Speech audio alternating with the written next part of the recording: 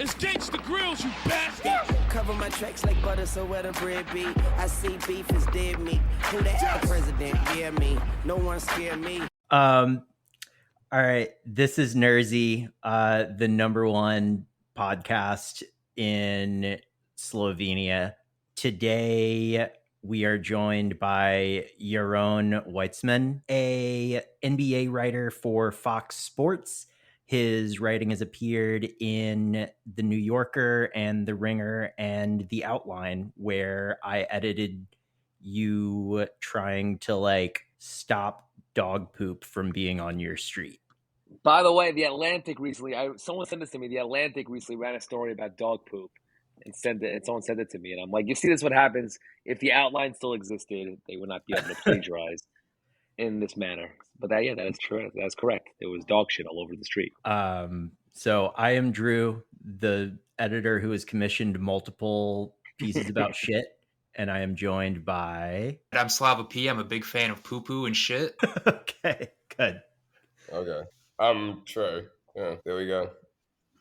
Wham bam. A well-oiled machine, boys. We took a week off, just like we just talked yesterday. I love it. All right, so Yaron is not here to just talk about poop, but instead, James Harden, he's really going for it. And so we decided to have you on mainly because this is the part of the NBA season where nothing is happening because it's not the season and all of the trades have happened. But yeah, how busy has your day been? Because you have interviewed James Harden in the past before. Yeah. I was joking yesterday. I had some stuff on the calendar that I was going to be taking maybe a nice lazy summer Monday. And when I woke up and saw that, I was like, this might be literally the one story where I can't ignore it. If you in terms of bingo and the different lanes I've covered in terms of Sixers and James Harden. But I don't want to complain because I have Sixers brain. So I have all these thoughts. I'm always happy. When it's an excuse to use my knowledge or just, it's all nonsense. This stuff's all silly and ridiculous, right? But I just have, my brain is filled with so much silly and ridiculous insight into the silliness and ridiculousness, right? That I'm always kind of excited when I have an opportunity to sort of let it out. So it was busy. But it was fun. I enjoy it. I enjoy being able to talk about the gift that keeps on giving in terms of Sixers drama. Okay, real quick, because I've only seen the clip of him saying all that shit about Daryl Morey. Did someone ask him a question about that, or did he just volunteer this information? It's a great question. I haven't seen that answer. I don't know. I was wondering the same thing, right? It's a great question.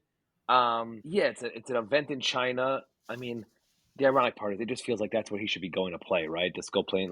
You see, the funniest part about yesterday was that clip comes out, 7 a.m. It's James Harden, are you happy to be in China? It's Daryl Morey's a little bitch. Let me tell you. Right, exactly. I would love to know, one, is he making the China Daryl Morey connection that he knows his audience is going to love that? I don't know if I don't know. I don't want to, that'd be funny. It's funny kind of either way, right? It's funny if he is, and it's funny if he's not, and it just happens to be.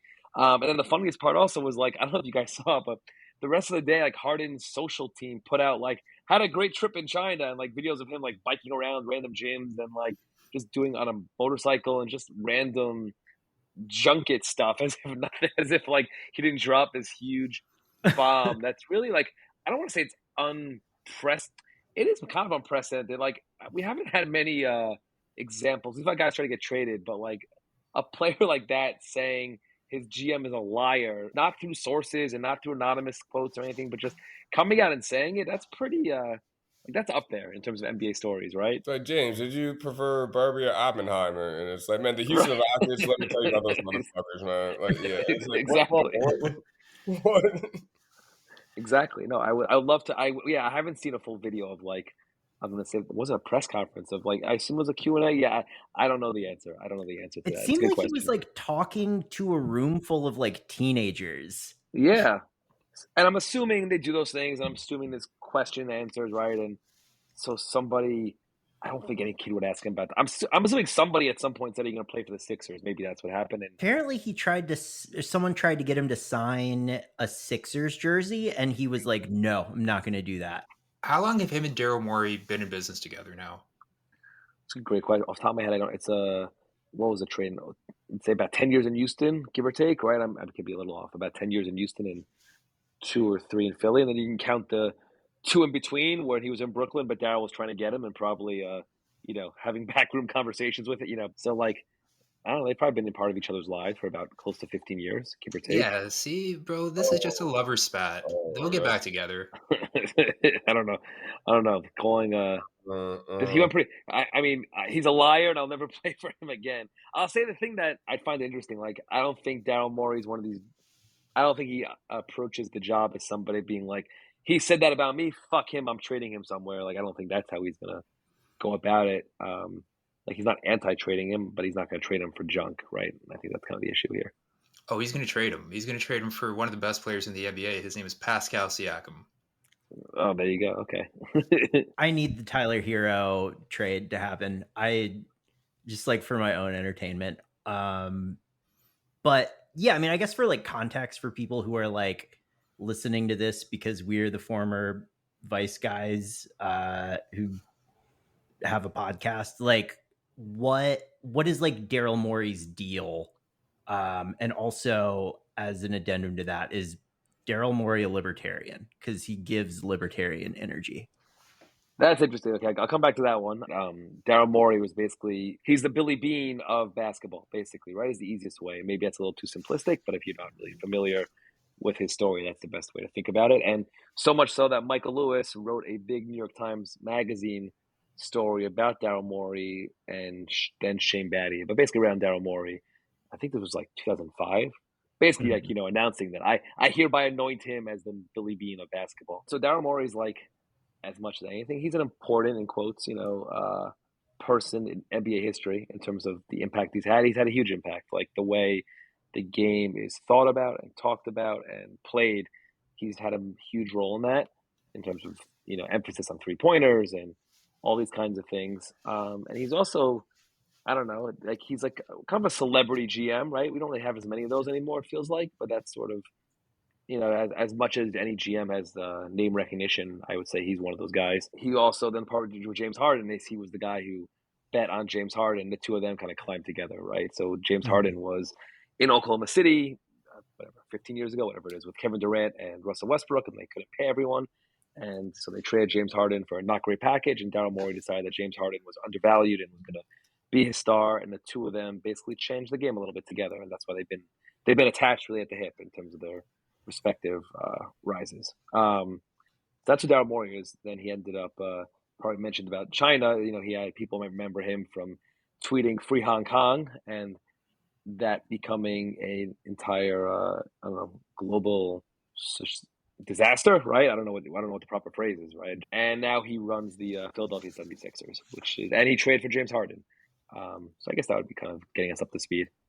I just want to point out, I sent this to Slava and Trey in our group chat, but I just want to point out, if you go to the politics section of James Harden's Wikipedia page, it reads, it's 3 sentences. It is, on October 4th, 2019, Houston Rockets GM Daryl Morey issued a tweet that supported the Hong Kong protests.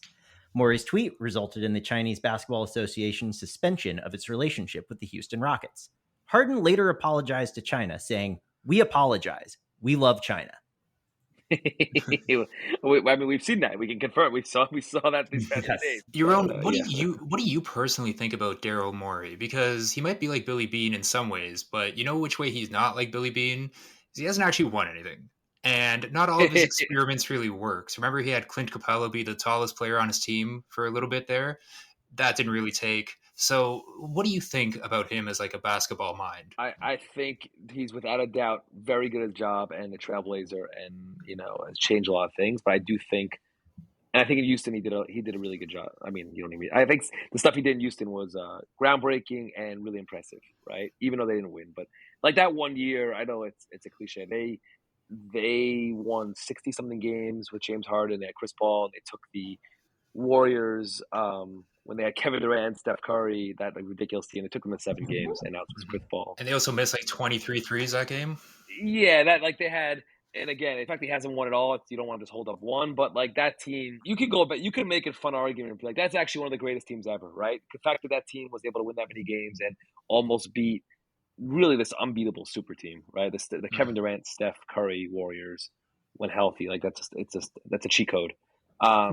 So that team was great. I think he's made some mistakes in terms of how he's allowed James Harden to sort of run things. So like the downfall sort of began when James Harden and Chris Paul had a falling out at the end of Houston, and Daryl Morey or I should say the Rockets traded for Russell Westbrook, traded Chris Paul for Russell Westbrook, and now it's a disaster, right? And that led to them doing the centerless stuff and trying to find ways for that to work. I really don't think Daryl Morey at that point, like I don't think Russell Westbrook was a player he really wanted. I think that was more than James Harden wanted it, and it's kind of interesting to see where we're at with that, in terms of working with star players is hard. I think Daryl Morey figured that it was better having James Harden happy, or maybe who had more juice with ownership, right?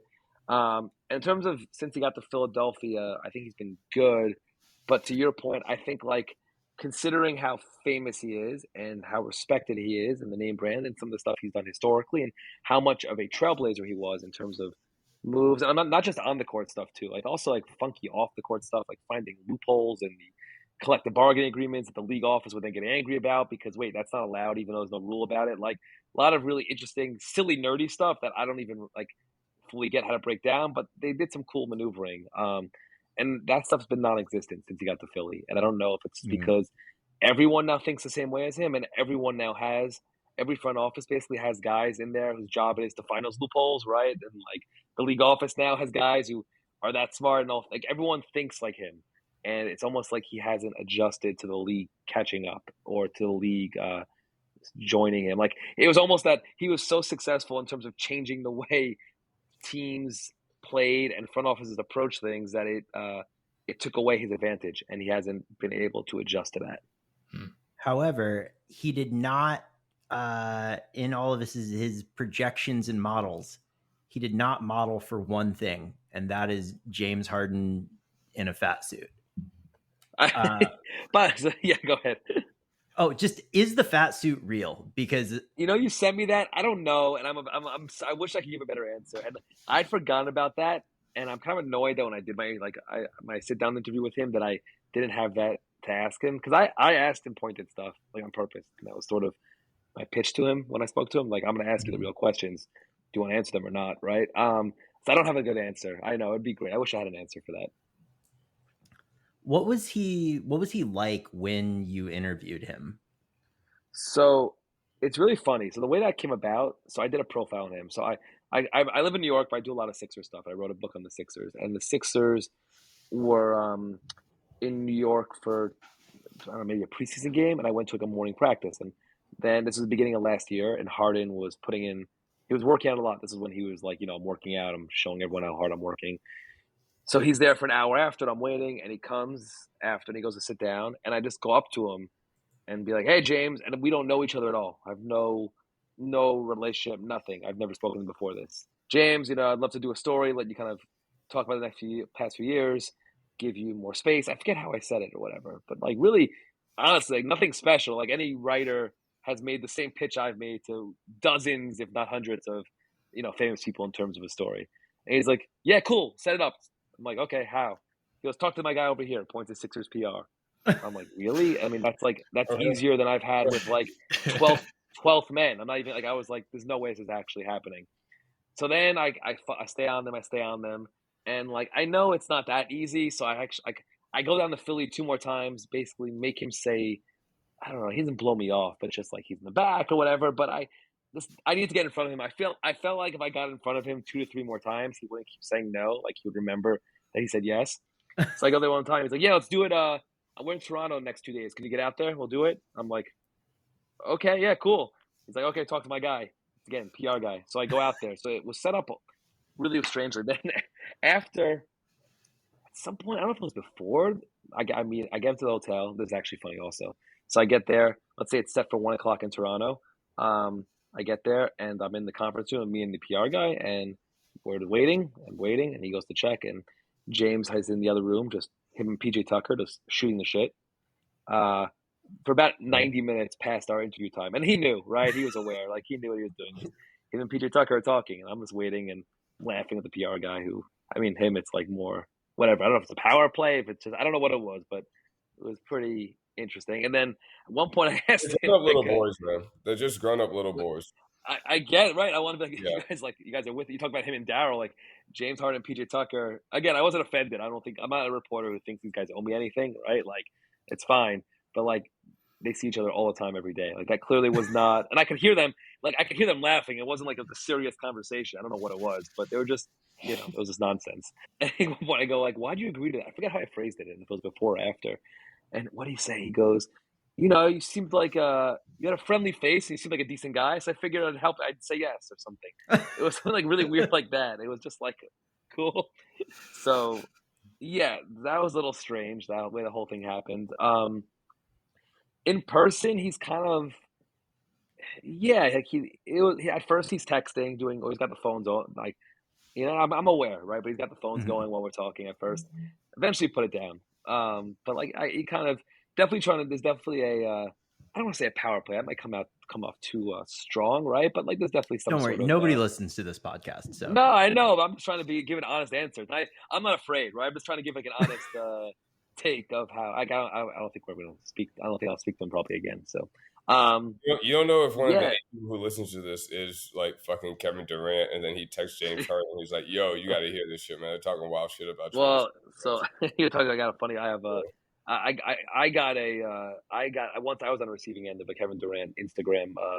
I think if I remember, he called me a fucking dweeb, I believe, and stay out of the something. I forget, because I was like reaching out to people about something for it. Yeah.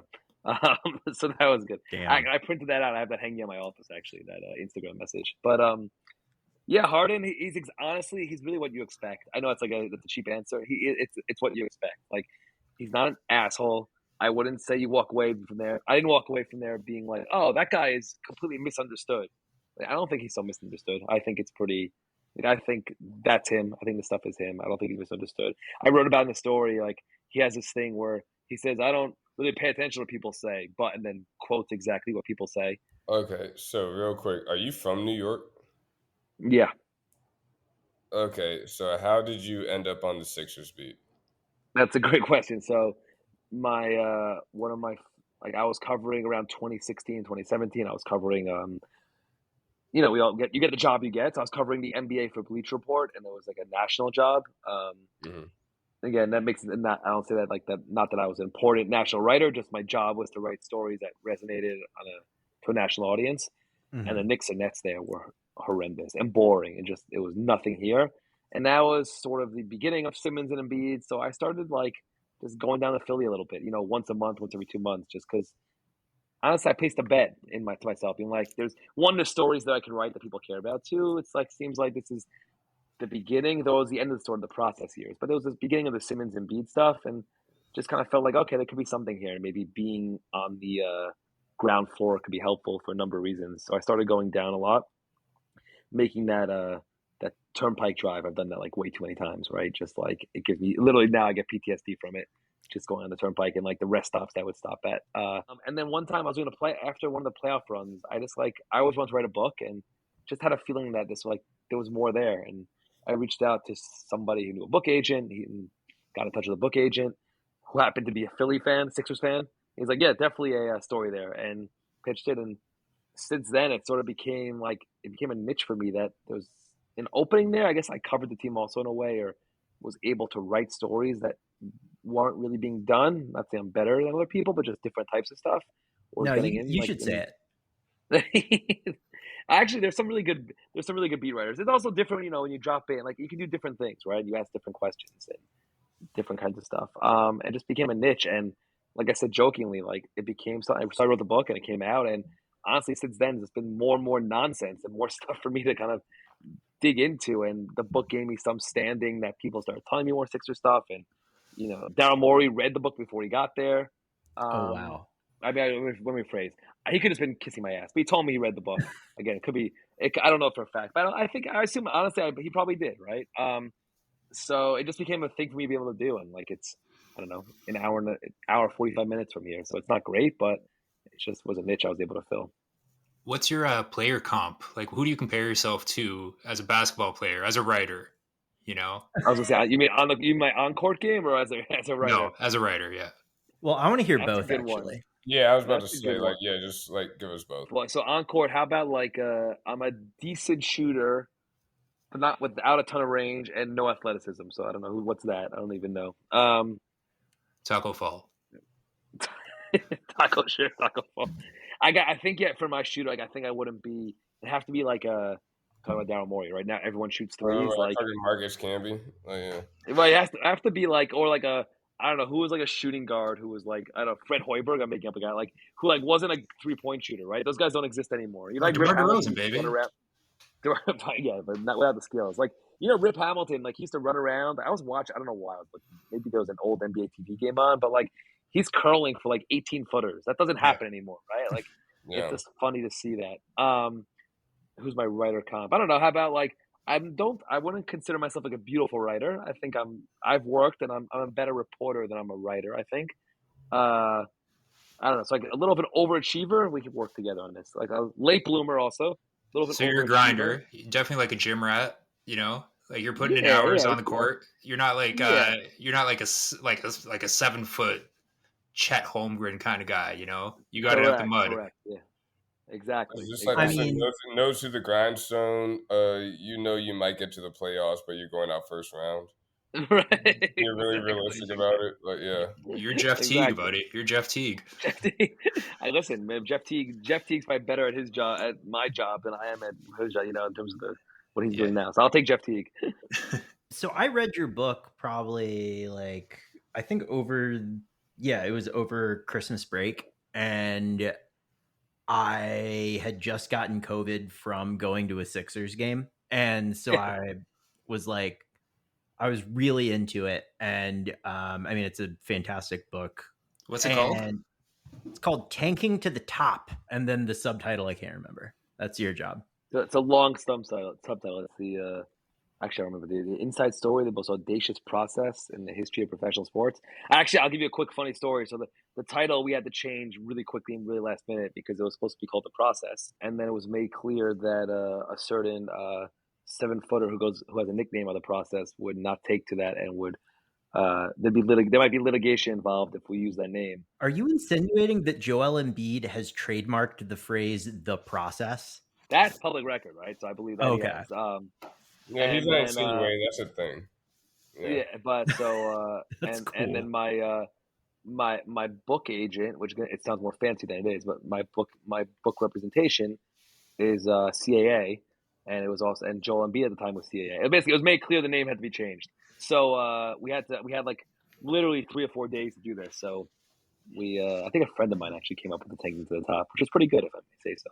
But yeah, that was a last minute. So then I had the subtitles long, but like we had to get the process, like the word "the process" had to be on the front page somehow, right? So we had to figure out a way to do that in the subtitle. How does the James Harden going to China on a junket and calling his boss a liar sort of, where does that stand in the pantheon of Sixers shit shows?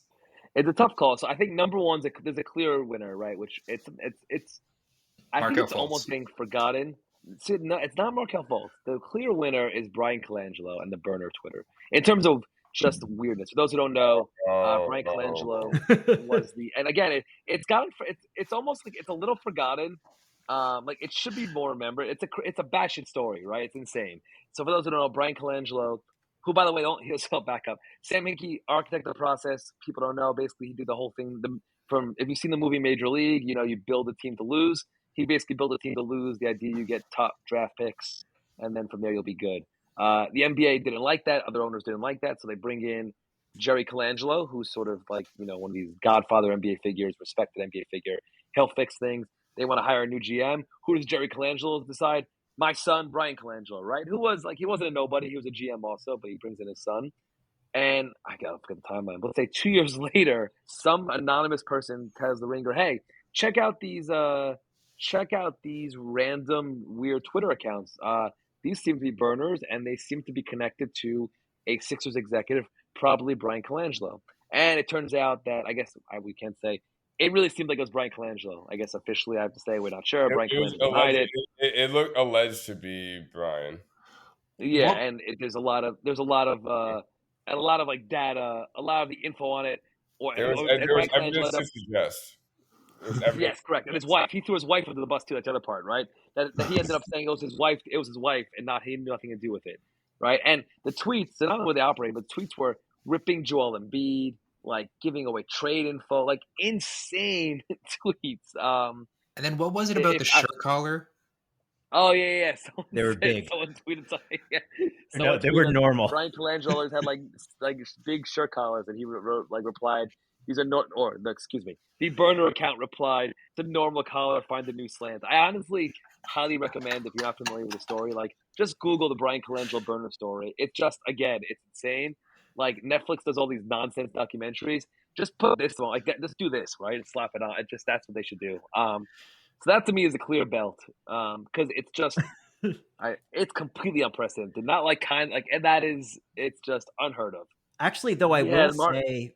Go ahead. I will say the professional golfer Patrick Reed has his own burner practice, if you will. He's like he has a bad reputation on tour as like a cheater. He'll do this thing where if he has a bad lie, he'll get out like a fucking fairway wood that's giant and put it behind the ball and like take the club back slowly to clearly be like crushing the grass down. I kind of respect that, by the way. Yeah. But he'll just like openly cheat like that. And he won a tournament, I think, through one of these like maneuvers.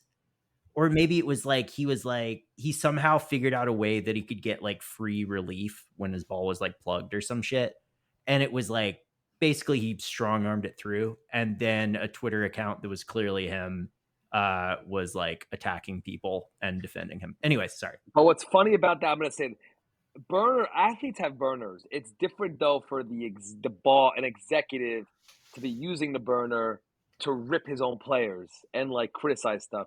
That to me, that takes it to the next level. Like, I think there were Kevin Durant burners found, weren't there? Yeah, he called his teammate bums. Right, exactly. You want him to win with those bums?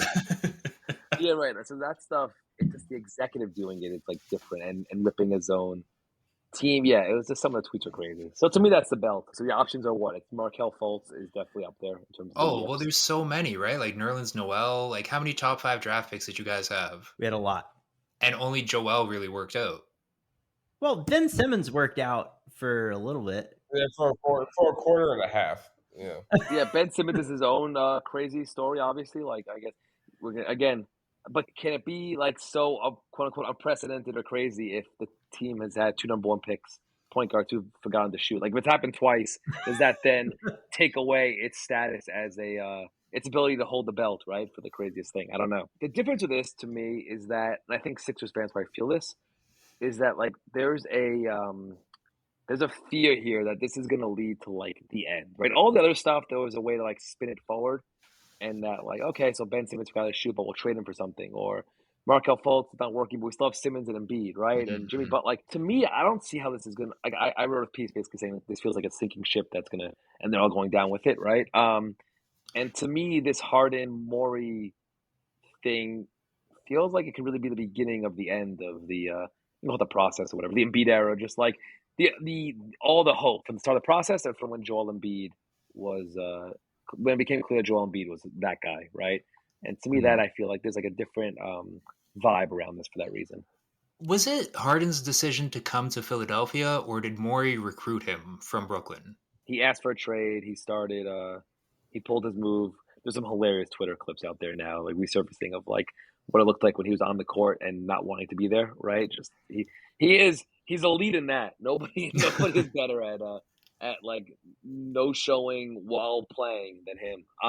So he's chosen to work for Morey twice. Yeah, right, exactly. So what changed? He's upset that they didn't give him the contract he wanted. This current arc starts last year. Harden, I forget now what is it? He opted out. I forget. He had a player option. He declined. Whatever. But basically, he took a pay cut. He took a $15 million pay cut, and then it's kind of assumed that him and Morey have a wink that like he'll get more money on the back end. the NBA did investigate that. They didn't find anything. Doesn't mean it. I mean, if they did agree to that, like it wouldn't be in paper. It would be like, Harden's friend talking to Maury's. Someone puts a phone between that. Like they got you smarter than this, right? Like that's not how it's done. Someone gives a phone to somebody else. I'm sure what probably happened is like Maury said, "Oh yeah, well, like we want you to be here. We want it to work," and it probably wasn't concrete. Like, I don't think Daryl Morey would say, yes, if you take this pay cut, I will give you a max deal next year, right? So Harden clearly feels burned by that. And then this year, basically, he wanted a max deal, and the Sixers didn't want to give him a max deal. He was a free agent. We had the ability to opt out of his contract. You can argue whether, where it all gets interesting is, like, would they have been better off? If you know that James Harden is so irrational and this is how he's going to act, and if you're worried about, like, how happy Joel Embiid is and stuff like that, are you better off just giving the contract and kicking the can down the road and just trying to maintain status quo? I don't know. Have you had James Harden's wine? Because that is the true max contract. Something I was about to ask about, like, because I work in a wine store right now, like part-time. Have you had the wine, and how would you describe it? I have not had the wine. Oh, okay. I have had the wine. And how is it? Tastes like butter, which is an interesting flavor. Yeah, what do we? It is a Chardonnay, yeah. Okay, well there you go. Like pretty oaky too, or? Yeah. It makes you feel like an idiot if you buy a bottle to drink it during a Sixers playoff game. However, around the third quarter. I say you're a fucking idiot buying a bottle of Chardonnay anyway, so yeah. Well, it's not just a bottle of Chardonnay. It's James Harden Reserves. Yeah, so it's like the dumbest bottle of a dumb wine you could drink. Yeah, I'm not a Chardonnay guy if you can tell, but yeah. So, Trey, what if like an NBA player wants to really impress the real wine heads? Ooh, what kind of wine should they be putting out? Like, what's the next orange wine? I mean, it's not really like a next orange wine. Orange wines just became a thing in America like a few years ago or whatever. But yeah, because I mean, orange wine is like a several thousand-year recipe, Fair. Yeah, it just got hot over here, like pretty recently. Yeah, Drew, idiot. Yeah, I've been you fucking Philistine. Yeah, moron. Sorry, I'm just Chardonnay drinker. Yeah, stick to the fucking Sutter home, you fucking Trey, have you had ice wine? No, I haven't. Did you just make that up? No, it's a Canadian thing. I know sometimes I do that, but in this one case, this is a real thing. The grapes come from Niagara. I think it's only white wine, though. It's called ice wine? It's a type of wine. Yeah, there's different, like, strains or whatever the fuck you call them. Yeah, so what's like the indica ice wine? I'm going to send you some stuff. I'm going to Niagara next week. I'll send you some labels. But it's just like a whole, vein of stuff, like ice wine. I'm going to find some ice wines for you. But Niagara ice wines, the best in Canada. Oh, it's a dessert wine. Well. And it's from grapes that have been frozen while still on the vent. That's as a result of being in Canada, yeah. This is a sweet wine. I don't believe in this shit. Yaron, are there other NBA players who have made their own wines? It has to be. I don't know off the top of my head. It's not. That's like I bet you if you Google, it's got to be off top. But I think that's like it doesn't even register anymore. I feel like a ton of them have done the wines. I mean, LeBron, I'm assuming, right? LeBron. Yeah, LeBron dropped wine in like every post game interview for like a season there. He's like, I can't wait to get home. Can't wait to get home and like relax with a cup of wine, whatever you call it. I will say Harden. I don't know, like a mug of wine. Thank you, a mug. Harden's face, like it is like when you something about it, like it works to go on a label, right? It's like he's got that. I guess the beard is reminiscent of like an Italian vintner. Very Dionysian. Yes, there we go. Yes, it's like he has the beard of an ancient Greek. That video from China, he looks bad, bro, because he's wearing all white too. You mean the one where he's like? I'm not gonna say he looks bad, but he looks like he's been eating good. Yeah, and which like you've been in the league this long, like you're several hundreds of million into this point. Like, enjoy yourself. Did you guys see the video of him stealing 4 hamburgers from Bun B? Yeah. That was What? He's preparing for the moment. He was ready. He's preparing for trade He was still playing for Houston. No. this is like the night of Joel Embiid's wedding. He and PJ Tucker are at the club. Bun B, for some reason, is there. He has like a burger restaurant, I guess, called Trill Burgers. And he's got one of those like ballpark box with suspenders on it, like going around with his hamburgers in it. And when he's not looking, James Harden reaches over and steals 4 hamburgers from Bun B, the lone surviving member of UGK. It's disgusting behavior. So have some fucking class, man.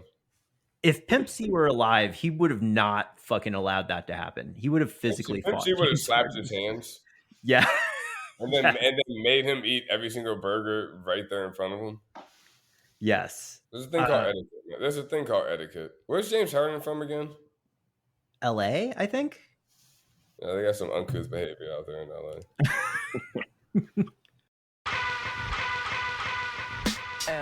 LA, big city of dreams, but everything in LA ain't always what it seems. As the resident NBA writer here, we would like you, Yaron, to very quickly give a positive and negative case for each of our respective teams. Let's start with Trey, who is a fan of the Washington Wizards.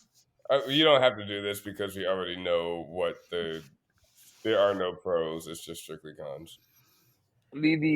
So not to wing it all. Listen, I guess the pro is that you have. It seems like they're gonna tank, right? Which is actually a good thing, as opposed to the just random the mediocrity that they've been seemingly content and thrilled with in recent years. So that's the good news, right? That they clearly brought in somebody, new GM, who clearly in the interview said, "I'm only taking this job if you let me tear the thing down." Right. So that's progress. So I think you're actually in a good position there. Of course, the negative is that your owner is Ted Leonsis, and you never know with that. So that would be the con.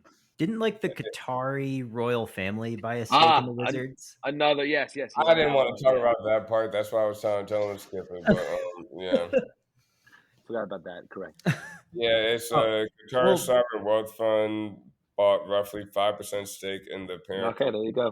The Wizards, the Capitals, and the Mystics. Oh, that's not that much. That's fine. Will Smith probably owned more of the Sixers at some point, right?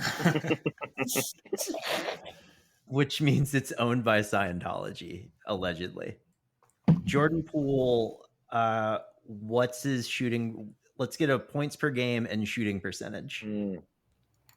Ooh, I could see like 29 points per game. Let's say that, but 42% from the field, right? Those both feel right to me. I would like to believe that Jordan Poole is gonna ball so hard. He's got the basketball freedom that James Harden craves, and he is going to ball so hard that he's going to drive the Wizards back to the mediocrity that they're trying to avoid. Good. That's actually pretty funny. That'd be pretty good. Yeah, certainly possible. That's and watching Jordan Poole this year is gonna be pretty. I think we'll see if you're somebody who follows the NBA via social media, I think Jordan Poole is going to be a starring character of that show. You think Kyle Kuzma ends the season on that team? Kuzma, that's another one, right? Him. No, I would bet not. Right?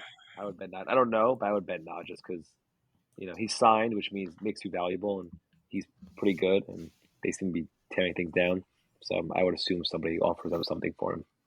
Trey, you not a fan of Kyle Kuzma? It was just a trade that I got why it happened, but it still didn't really make a lot of sense to me. Which one? The Westbrook one? No, the Kuzma one. I mean, the Westbrook one, yeah, too. But they were trying to do a lot of appeasing the fan base in the way the fan base was like, "This is not what we're asking for, man." That's always funny. That's always funny to me. Yeah. This is not. When we were complaining, this was not the resolution to our complaints. That's funny. Yeah, that's always funny when that happens, right? We're looking for the fans, and the fans are like, "We didn't want this. What are you talking about?" Yeah, it's like, thanks, but it's like your parents getting you a bike when you ask for a PlayStation. Yeah, you ask for an N64 and they get you an N38, and it's like, all right. Slava, do you want to go or should I go? Well, you don't even have to really do mine because I know what's happening with the Raptors this season. Fuck another championship, baby. Come on, let's go. I gotta say So you're a Raptors fan. Are you not? How do you feel about Masai? I'll ask you now. As a Raptors fan, do you feel about Masai Ujiri these days? I mean, you just have to trust him. There's really no other option. I don't know what he's doing. When everybody zigs, he zags. Okay, everybody's developing players. No, he goes and gets a TikTok star. Okay, everybody's recruiting. What? Yeah, Grady Dick. He's pretty much just Oh, like a yeah. TikTok guy. Everybody else is like getting all these elite coaches and building culture. No, fuck that. We're getting a Serbian guy, and he's the coach now. But yeah. What do you think about the Raptors' chances this season? No, I'm confused by. It's almost like Masai Ujiri. They don't understand how like contracts, like expiring contracts work. Like they're just like cool, letting these guys go. Like the Van Vliet thing was Lowry was the first one, and then Van Vliet, and it's just a lot of it's confusing. It's like even talking to some people around the NBA, it's like, are we sure he's Masai Ujiri is still good? Like, what is he? Well, you've heard of what's the plan player here? coaches It's strange. before. This is a player's GM, right? Where Okay. the thing that he wants is for the players to make as much money as possible, regardless of how it impacts the team or not. I like it. Because we're not going to pay So- Fred VanVleet what Houston paid him, but like, good for him for going to get that. And I guess the idea with Kyle Lowry is that he just signs a one-day contract with the Raptors at the end there, so he could retire a Raptor. But it's a lot of talent out the door for nothing, right? That's the strange part. Yeah, because we're not going to pay them, and I guess that no teams want to trade with us, because why would you trade with us when you know that we're just going to let them walk? So you're saying yeah. that the Sixers should not try to trick the Raptors into giving them Siakam for Tobias Harris, but instead just wait for Siakam to leave in like a year? Right. I mean, that's what. Right. He's another one, right? We'll He see what won't happens. leave. I guess a whole year, right? He's the only player that actually like loves Toronto. He didn't even want to go to Atlanta for those rumored trades earlier this offseason. So am I supposed to make a case? So yeah, that's okay. So I guess all the young players. Scotty Barnes makes a leap, and Siakam makes a leap, and OG makes a leap, and the coach Darko, I forgot his last name, who I know you Milicic. love. Yes, he turns out he's Greg Popovich 2.0, right? Even though, I mean, I don't know anything about him either way. Yeah. Wait, is the coach also a former spy? Maybe he's from Memphis. Yeah, I'm. The Raptors are a confusing team. How's that? That's top three in the East, baby. Top three in the East. It's gonna go fucking Cleveland, New York, Toronto. Those are top three in the East. Book it. Slava prediction. Is that what the P in Slava P stands for? This week, the P stands for prediction. All right. What about the Sixers? How fucked are they? Yeah, I mean, I don't. It's I genuinely don't know. I have so much trouble seeing how this plays out, right? Because it's like, it's a cliche movable forest object. Like Daryl Morey's not going to trade him for nothing. He's just not. It's not because he's anti-trading James Harden. It's because he's not going to, he wants to win a championship, and they have Joel Embiid, and he knows if he makes a shit trade, Joel Embiid's going to be gone. He doesn't want to be that guy. So he's not going to trade him for Norman Powell and like a 9th round pick to the Clippers, right? Just because James Harden wants that. Championship player Norman Powell. Right. Okay, you're right. And James Harden, but I think he also underestimated how irrational James Harden can be in terms of his behavior, right, and what he's willing to do. And I don't know. James Harden can't no-show, because then there's all these rules coming out. If he no-shows, he can't be a free agent next year, right? So he has to show up. But he can be in China. He can do that. But he can show up. There's no clause in the collective bargaining agreement against being an asshole, or that you have to work as hard as you want, right? There's no clause about that. So he can show up, and it's going to be uncomfortable and awkward as hell. And I don't know where the break is here. I don't. And this is to go back. I just think I'm baffled by the way Harden's attacked all of this, because if you really want it out, this is not how to do it. You can't, if you want to be traded, you can't announce the one team you want to go to, right? You have to let the team create a market. You can't be I want to be traded and only to this team, who, by the way, has no cap space and can't trade for me. That's right. Like That it's was just never done that way, right? That's unconventional. Who would ever do things that way? right, exactly. You're right. You're James right. Harden, the man who invented traveling legally, he's going to be the one that figures out how to leverage this to his advantage. It's just yeah, it's baffling and like I mean, it's never, like the whole thing is just weird. If you want to be a Clipper, he could have just not opted in. He could have signed with them and taken less money. So God bless wanting to get all your money. Like I have no issue with that, obviously, but then to complain about I took all my money and now the team who I taken his money from or I'm getting paid doesn't want to just trade me the place I want. It's kind of ridiculous. So I don't know how this plays out. I'm genuinely curious and I don't know, dubious. I'm repeating. I think the whole thing. Like I do feel like this kind of feels like the beginning of the end here. Who do you think that like realistically the Sixers could get for Harden, and why is it Tyler Hero? That, by the way, can you imagine James Harden in Heat culture? Like I know they like stars, No. and I know they've been a little more flexible with like Kyle Lowry and stuff. But like I don't know, James Harden is like he wants to be in that Pat Riley, Eric Spoelstra. Eric Spoelstra is not gonna like be like, oh, you can do whatever you want. Yeah, go dribble the ball 1,000 times. Go. Yeah, cool. We're all like we're flying home, but you want to fly to Vegas tonight? That's fine. Like that's not gonna happen. So yeah, you asked like what teams. This is the thing. I don't think there's a market for him, and I don't think that's the part that he's underestimated. No rebuild like so the Wizards or teams like that. No rebuilding team wants him because they don't want him around the young guys. They don't want to deal with that. Contenders probably can't trade for him, and if they can, like he's such a his skill set is so dominant in terms of how he plays. Like you can't just drop him into any team. It's such a ticking time bomb. Also, by the way, like if you're not the Clippers and he only has one more year on his deal, then you're going to be like, why do I want to trade for this guy? He's going to do all this nonsense again next year, or even for us. Maybe he won't even report to us, right? Or he's going to act this way. So the market, like, I genuinely don't know or see what team there is there. I don't know, like the Bulls, maybe. I'm making this up, but like, would they trade DeRozan for him? I don't think so. There's always a bad GM. That Orlando GM does not know what he's doing. But you could argue that, but they're not trading. They have a bunch of young guys. Like they don't want James Harden around their young guys, right? Like you can open up. Like I'm trying to look at teams now.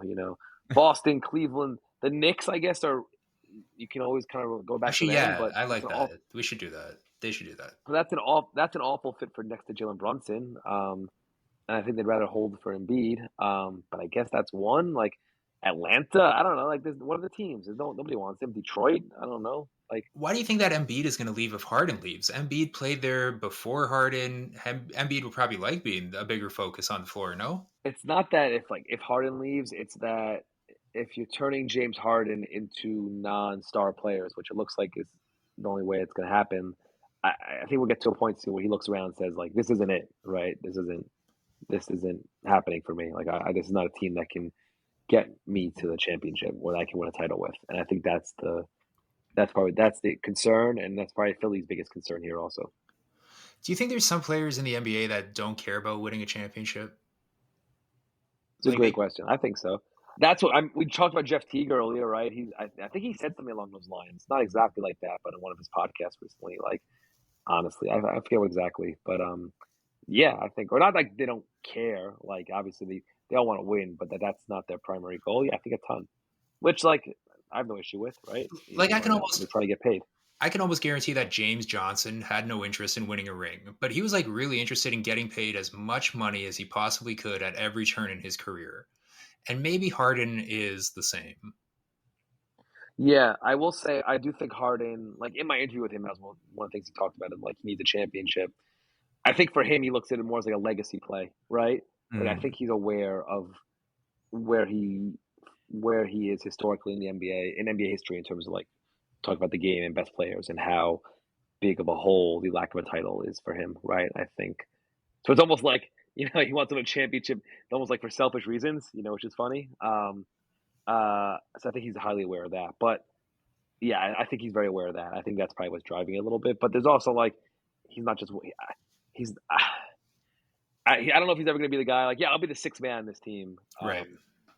Just to chase a ring. Though the Clippers' choice is an interesting one because like he'd be clearly a third banana there, which I would think is something that he's not down for. So if he ever does get there, it'd be pretty interesting to see how that plays out. Yeah, I think the Clippers, especially like Russell Westbrook, clearly is ring chasing. Like you could see it from the deal that he just took from the Clippers. He probably could have got more Yep. money to go play somewhere else, but he's clearly hmm interested in getting a championship. And I don't think, well, I don't know. James Harden, I think, is closer to China than he is a championship. Yeah, he kind of feels like on the Allen Iverson path, right? Where like within, if you're really good at very quickly, it's like, oh wait, nobody wants you, and exactly, you're playing overseas or you're out. So he's going to go to the Lakers, is what you're saying. He's gonna, like, Oh man, LeBron James is just going to like give him like a really angry look if he tries to pull any bullshit. And yeah, he's just going to be on the Lakers. I mean, again, to make the Kawhi and James Harden would be a fascinating pairing in terms of like how Kawhi. I don't think Kawhi's taking shit from other guys or giving in and be like, oh, here, James, yes, I will. Here's the ball, and I'll roll it out so you can dribble it 40 times at the top of the key. Well, I do nothing. Yeah, Kawhi definitely does his own thing. So that would be fascinating for sure. So what is the affirmative case for the Sixers? Let's just say they unload him for expirings and picks, and they turn that into like the slightly above average NBA starter. The affirmative is that they, you get some, the pieces fit better around the group, right? Like some guys, some athletes, maybe some shooters, whatever it is. Maxey makes another leap, and the interesting part, I think this part is not talked about enough. Like they have a new coach who most people think is a pretty good coach, an interesting coach who's creative. I know. Love is mad. No, I mean, it'd be different.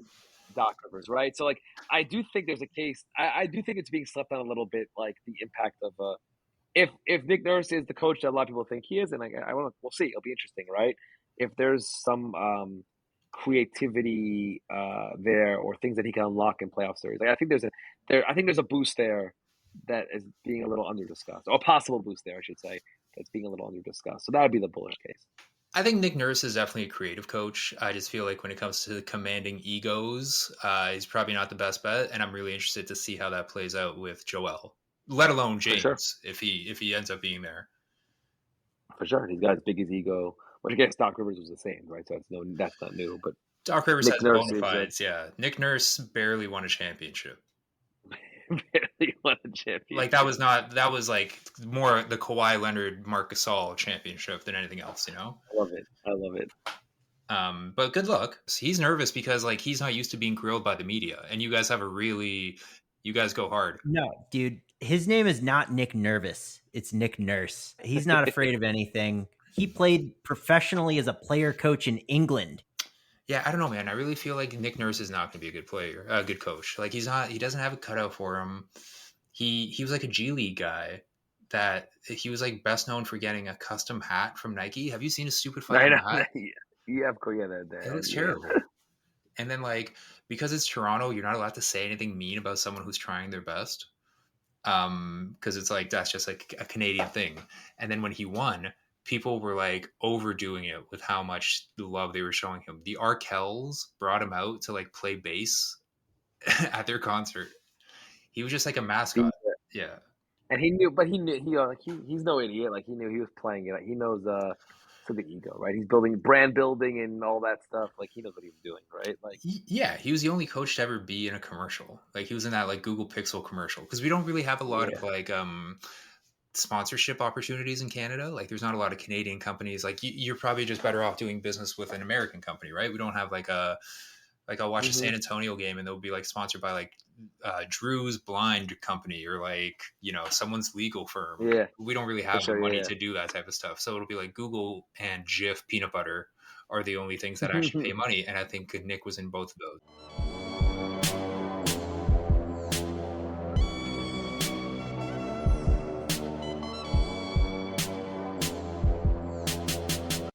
Okay, so you are a long time like shoe leather reporter.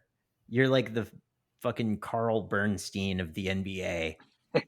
Sure. And what do you see the market for sort of traditional reporting evolving into as you have more and more like players, whether it's like JJ Redick or Paul George or new Sixer Pat Bev, getting into like podcasts, YouTube, basically like media mogul world? Like, how do you see That's that? a good question. So I think it both worries me a little bit. I also do feel like it shows all this stuff all actually does a good job of highlighting the value of what I and other people like me do. Mhm. The question is, and I'll get to that in a second, but the question is, are like the people who, have the money and decide to make these bigger decisions above us, whether they recognize that, or viewers or readers recognize that, right? So like all these podcasts, I mentioned like all these Netflix documentaries, like the Johnny. I haven't watched it yet, but I've seen some people talk about the Manziel documentary. How it's just like it's very obvious the difference to me, and I think readers and viewers see a difference. How much they care is different, but it's very obvious when something's like packaged and when a person has a say in it, right?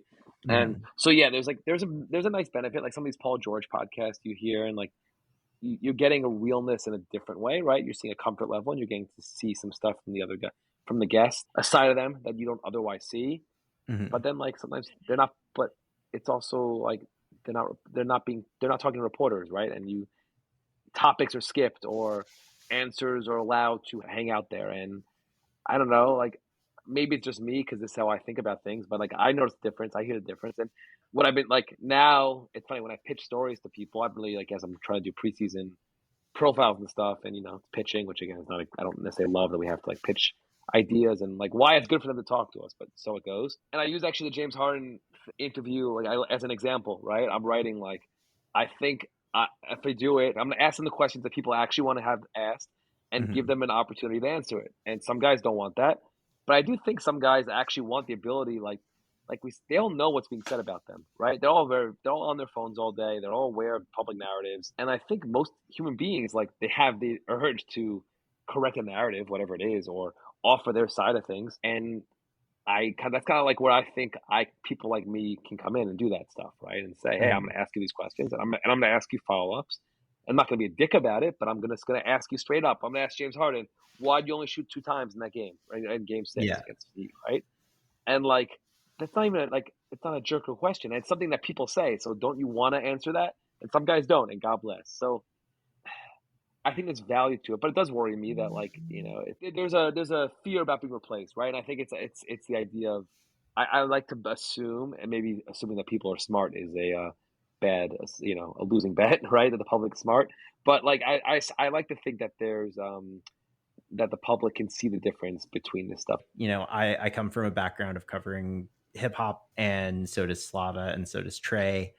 And there have been so many podcasts and shit like started in the past like half decade or decade or so, like Joe Budden, $1 million worth of game, Math Hoffa, Cameron has like a sports show. That's almost, that's the other part of the hilarious thing about all this. Like there's the media, there's the athletes taking over, and then there's the people around who everyone wants to be Woj or Shams, right? I wrote a story about Robert Randolph, who's a Grammy-nominated blues guitarist who oh my god, who was always tweeting Knicks news, according to sources, and he's always wrong.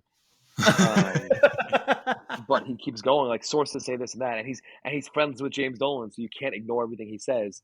But he like wants to be like an NBA insider. It's the funniest thing. I had no idea.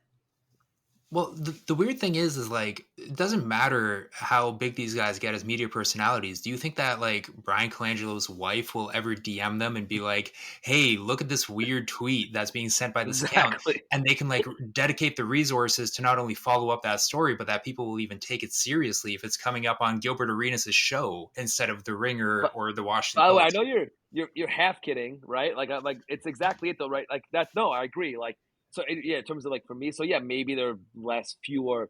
Good example, right? Like Ben Simmons, when before last year, he comes back, he does a big sit down with JJ Redick. That was sort of the only media he does, right? Where 5 years ago, that's probably an SI profile or even like a GQ one or whatever, right? Probably like 5 years ago, right? That's a Yaron Weitzman profile. Fine, exactly. Okay.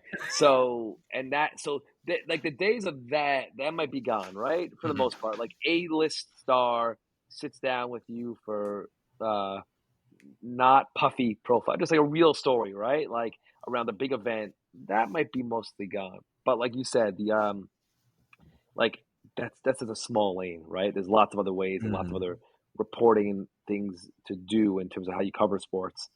Like if you get like if you get a a DM from Brian Colangelo's wife, or whatever it be, right? So there's other ways around it, and that like athletes, I won't say can't, but I'd be very surprised if they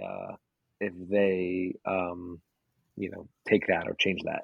Who do you think Ja Morant goes to for his first sit down interview when everything is said and done? Do you think he goes to Malika Andrews or Gilbert Arenas? That's a good. Well, he already did the Jalen Rose one, right? That didn't work. I mean, That one, so, that looked like they both looked like they were fucking that was weird. hostages. I don't know. Taylor Rooks is probably the obvious answer. I think they're friends Right. anyway.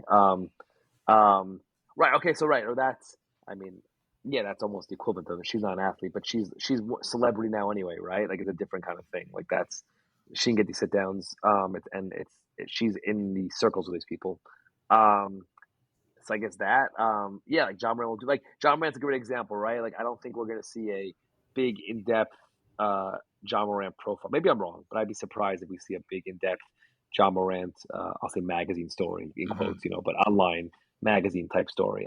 Before the year where like 5 years ago we probably do get that when he returns, right? And I just don't think that's going to happen. But what you could get is you can get like a behind the scenes of how the Grizzlies are handling it and what his teammates feel. I don't know, whatever. There's lots of other ways to approach that story in an interesting and enlightening way that like Paul George is not going to do. I don't want you to necessarily blow up anybody's spot, but if you are willing to blow up some people's spots, I have a few questions. Who in the NBA, like players, are either funnier or weirder or gossipier than people might expect? And if you don't want to answer that, that's fine. No, I'm thinking. See, I'm not a beat writer, so I don't have that relationships with guys where I'm seeing them every day. Like I don't have much of that. Like I kind of drop in and I'll reach out to guys. But like this is like the third time mentioning Jeff Teague. It's funny because I don't think anyone knew this side of him. I never heard of Jeff Teague being like this amazing quote and storyteller when he was playing. All of a sudden, he gets on a podcast and he's Which hosting and podcast like is giving the that? most amazing. I forget what it's called. I don't know, but his Yeah. own. I don't know. But he's like giving. I don't know what they're called, but he's giving his most amazing NBA stories and insight, right, from like a non-star player. So yeah, I'm trying to think. I'm like out of practice in terms of like who I'm around. I mean, yeah, it's hard to answer. I don't know. I don't have a good answer to that. Not as cop out. I don't have a good answer. It is pretty kind of interesting how some NBA players have that in mind when they start their career. Like CJ McCollum is one who comes to mind for me, where he was like a broadcasting guy when he was like in his prime, He was like, like he was. Yeah, so there has to be like broadcasting majors who also play in the NBA. Van Vliet's a great. Van Vliet's a great. I'll say great quote. I don't like the phrase. He's really interesting to talk to, and he's open to having conversations. Like I've interviewed him a couple times, and Raptors writers will say the same thing. So that's a good one. As I'm looking at lists of players here. Is there anyone you can recall, and let's say retired players, where you were talking to them and you were like, "Oh my god, this is like pulling teeth"? Yeah, that's definitely happened. I'm trying to think of who. One of the best ones is it's a random guy, but Jabari Parker. I did like when he was in one of his comebacks, and I was trying to do a story on him, and like the interview was just he gave me nothing. It was just like man, the lobby of his hotel they were in there was just awful. And do you think that's just because he's like too PR'd out, or he just like he's just not a guy? He had no interest to talk to you, but like it was like, it wasn't forced. Like he could have just not done the interview, right? Like we had set it up. It wasn't like I did it like at a gym or whatever and pulled him aside. Right.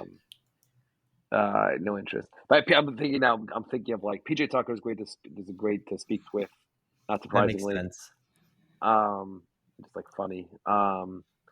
Julius Randle has no interest in talking to any reporters, right? It was and to go back to the player podcast. Like what's interesting, I was listening to the Randle he was on Paul George's recently, and it's a side of him I'd never heard. Right, he was like, first of all, he wasn't mumbling. He always mumble. Like it's Knicks writers will tell you, like the recorder has to be. It's basically not like in his nose. They can't pick up the audio. And there he wasn't that, so it's clear that he like that's a purposeful decision, right? For whatever reason. He was kind of likable on the podcast with Paul George in a way that I haven't seen him in Knicks stuff or heard him when I've been around there. Kawhi? Yeah, I actually did an interview with Kawhi years ago for Slam Magazine. He was on after his Finals MVP or something. I don't remember, like way before, which was funny because yeah, like I should have rode that train, right? I haven't spoken to him like since then. I never really spoken to him when he was in Toronto. Durant is also really in terms of a guy who's good and fun to be around. Like in the locker room, he'll talk basketball and just like random stuff there. Are there any bad coaches to interview for that reason? Because they all seem pretty like verbose to me. Yeah, some. I mean, Thibodeau gives nothing. He gives absolutely nothing. Really? He went to Harvard. So did Ron DeSantis. his answers are just like, you know, it's cliched and just not not in depth or anything, not detailed. Doc Rivers was funny because he was, when the national media was there, he was really good. When it's just local writers, he's not. It's like a national game or a playoff game, he's like amazing. And if it's just like a random Tuesday night against the Hornets, he's giving nothing. Steve Nash gave nothing, absolutely nothing. Really? He was like, which is a little surprising, but yeah, he was not helpful. Wait, I have a joke I got to make. Was he trying to give his answers in 7 seconds or less? Yes. I was going to ask Right. if you think that like will Paul George be able to interview Popovich and talk to him on a relationship as equals and not like player coach? You know, like I mean, he could. Oh, that's a good question. Yeah, I mean, JJ Redick's been good at that, but he's also kind of transitioned out of it, right? Like he's basically in like he's in that. I probably you know. He's almost in management, even if he's not. But right, he's kind of like relates to those guys more in a different way. As a Duke graduate, he is management in like right, all right. ways. That's a good question. It's definitely different. I think it will eliminate some of the strengths, right? I think like you know, we'll use Paul George again. Like player to player is where it works, where it's interesting. Though I did see, I didn't agree with everything, but he had Stephen A. Smith on recently, and like it was interesting hearing Stephen A. sort of educate Paul George about the media and everything Stephen A. said. I don't think he was fully right with everything he was saying, both factually and also from his perspective and the perspective he was offering. But what's interesting, it did seem clear that like he was telling things to Paul George about like what reporters are actually like and how the media is actually like in a way that Paul George had never thought of or heard before, which I found sort of interesting and maybe almost alarming, right? So wait, these are real people? Right, yeah, it was which again, it goes back to like, you know, if you know, the PR people around you are good, they'll kind of explain that to you. But if they're not, then it's fine. Then that's what you get. Do you think Gen Z will make their own version of Stephen A. Smith or Bill Simmons or any of the guys that, you know, were superstars on that end of things? I feel like they exist. I just don't know about them, right? Like I don't know. It's probably they're definitely on TikTok. Like, yeah, who I just don't even know about. Like it will be interesting to see, right? So this is more of a larger media discussion, right? Like at what point does the stuff that gets these monster numbers in Gen Z, how does that end up merging with like, you know, culture, the overall culture in general, right? And are there younger players on TikTok? Like is Wemby fucking talking? Grady Dick, baby. I'm sure they're on. I think they're on TikTok. Are they doing anything interesting on there? I doubt it, right? But like, maybe they are. I have no idea. It's a great question, right? I'm probably like doing a poor job. Like I should probably be downloading TikTok and adding every player to see what's on there, right? And I'm not doing that. It is the crazy thing, right? I mean, it's a greater media discussion, right? In terms of like how this all plays. And well, the last stars that really came out were those Hoops highlights guys, right? Or House of Highlights. That was like the last story. Barstool, I guess you would say maybe, but they're older. Yeah, right. But Barstool's older, right? But he kind of Portnoy sort of seems like, not just for the Boston reasons, but like, you know, that seems more Bill Simmons-ish, right? Like he just exactly. It seems like in the same from the same cut from the same cloth, and I'm not even saying it's a joking way, just in terms of like the type of personality, media brand, and all that. Like that that's not a news story. Maybe that's how I'd phrase that, right? Like Portnoy is not a news story. It's another example of kind of the Simmons type thing. Yeah, again, I'm sure like, or is there like a YouTuber like who's doing a million hits about the NBA that I don't know about it, right? Like maybe, I'm sure there is. But yeah, how's that transition? It's a great question.